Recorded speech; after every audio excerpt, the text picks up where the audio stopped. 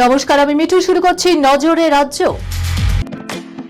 Lake view হাসপাতাল, সময় অসময় সব সময় আমাদের পরিষেবা modular OT, paediatric surgery, plastic surgery, general surgery, neuro surgery, urology, gastroenterology, gynaecology, orthopaedic, ENT, chest সমস্ত অভিজ্ঞ চিকিৎসকদের দ্বারা চিকিৎসা করা হয়।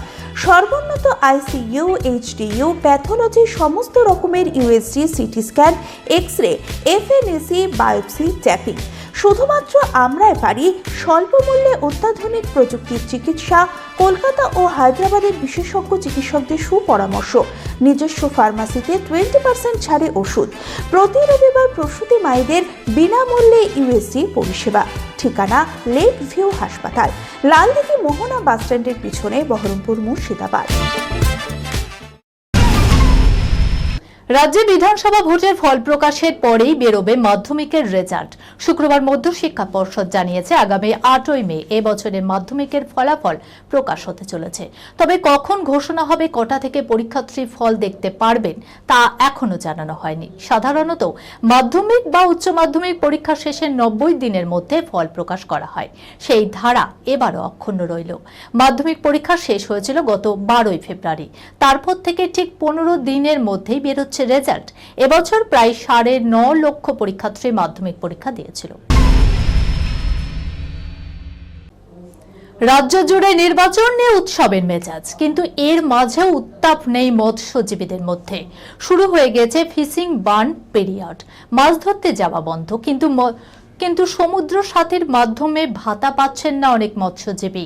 রাজ্যের 4টি জেলা, উত্তর দক্ষিণ 24 পরগনা, পূর্ব মেদিনীপুর ও হাওড়ার প্রায় 3 লক্ষ প্রান্তিক মানুষ গভীর সমুদ্রে মাছ ধরতে যাওয়া পেশায় যুক্ত। 2024 সালে রাজ্য বাজেটে সমুদ্র সাথী প্রকল্পের আওতায় সামুদ্রিক মৎস্যজীবীদের এনে 2 মাসের ভাতা দেওয়া হবে বলে ঘোষণা করে সরকার।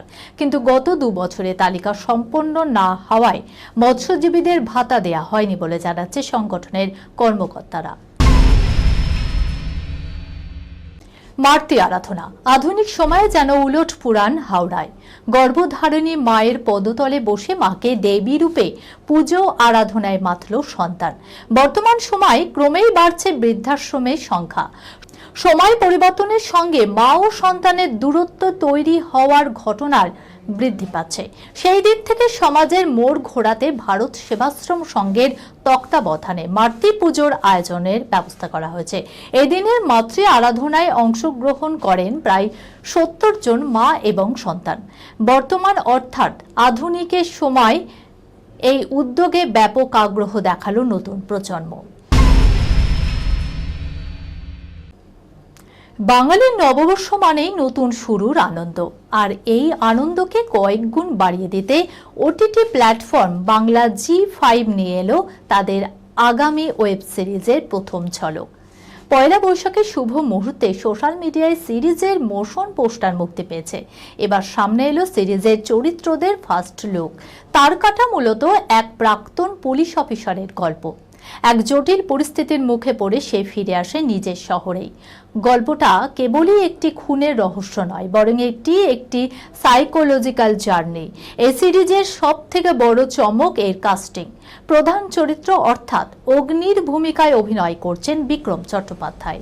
অন্যতম প্রধান চরিত্র রয়েছেন প্রিয়াঙ্কা সরকার। তিনি এখানে ছন্দা নামে এক চিকিৎসকের ভূমিকায় অভিনয় করছেন। এই খবরের সঙ্গে শেষ করলাম আজকের নজরে রাজ্য। আপনারা দেখছেন টিভি 24 বাংলা, সংবাদ বিনোদন সারাদিন সারাক্ষণ।